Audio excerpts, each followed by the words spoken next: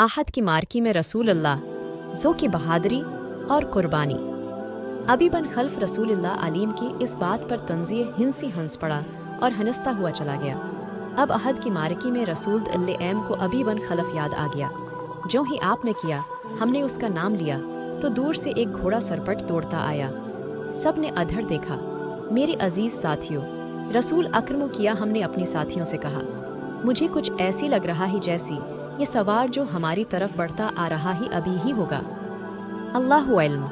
रसूलुल्लाह एम के साथियों में से 3-4 ने आगे होकर कहा, हमें इजाज़त दें कि उसी आप एम के करीब आने तक ख़त्म कर दें।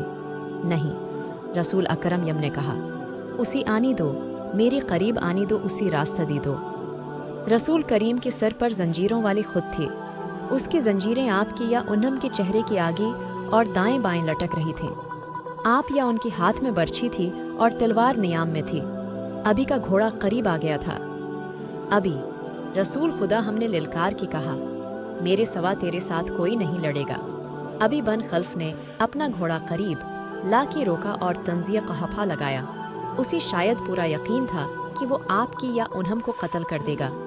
उसने अभी तलवार निकाली ही थी कि आप या हमने आगे बढ़कर और अछलकर उस पर बर्छी का वार किया। वो वार बचाने के लिए एक तरफ को झक गया, लेकिन वार खाली न गया।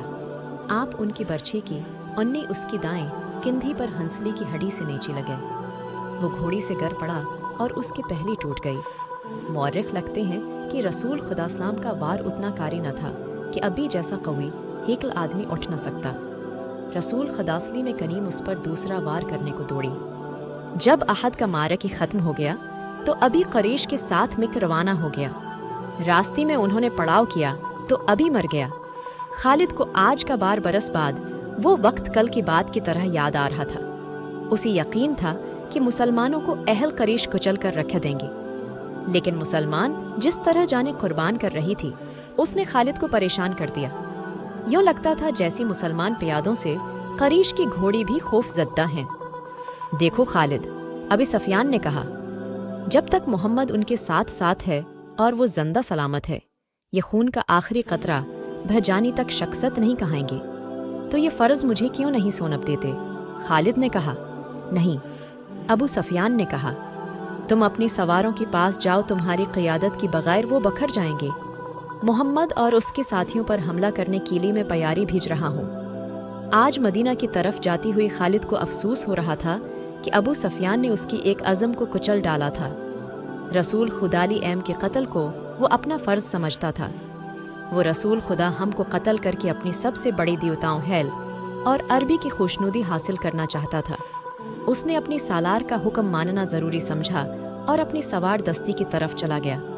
उसने ज़रा बुलंदी से देखा था कि अहद की दामन में दूर दूर तक ज़मीन खून से लाल हो गई थी। कहीं घोड़ी तड़प रही थी और कहीं खून में नहाई हुई इंसान कराह रही थे। जख्मियों को उठाने का अभी किसी को होश न था। फिर उसने देखा पयादा करीश रसूल करीम हम के पास पहुंच गई थी और उन्होंने आप नई एम के साथियों का हल्का भी तोड़ लिया था। करीश की 3 आदमी अकबा बन अबी वकास, अब्दुल्ला बन शहाब और अब्न कुम्मा रसूल करीम पर पत्थर बरसाने लगे। अजीब सूरत ये थी कि अकबा का सगा भाई साद बन अबी वकास रसूल अकरम एम की हिफाजत में लड़ रहा था। रसूल अकरम ले एम के साथियों की तादाद न होने के बराबर रह गई थी या वो लड़ती लड़ती बखर गई थी। अकबा ने आप पर जो पत्थर बरसाए उनसे आप टीम के नीचे वाली 2 दांत टूट गई और नचला होंठ जख्मी हो गया। अब्दुल्ला के पत्थर से आप मेहम की पेशानी पर खासा घरा जख्म आया।